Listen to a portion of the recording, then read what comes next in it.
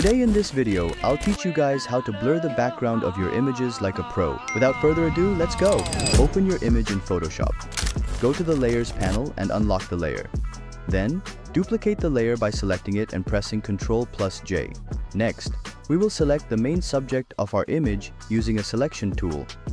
Choose the tool you are most comfortable with, such as the selection tools, lasso tools, or even the pen tool. But in this tutorial, I will use the polygonal lasso tool because it's generally easier. With the tool you've chosen, simply select the main subject of your image. Now on this step, it is important to be patient.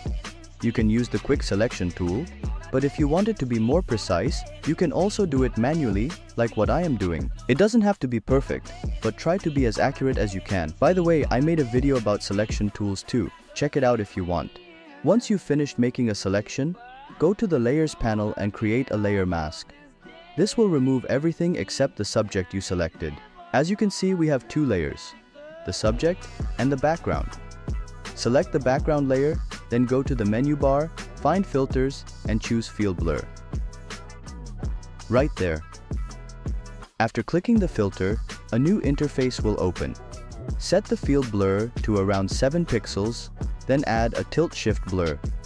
This is important because it separates the foreground from the background. Adjust the tilt shift blur settings to fit your image and adjust the blurriness. I like to set this movable part at the bottom near the ground, as it kinda distinguishes the foreground and the background to better emphasize the 3D look.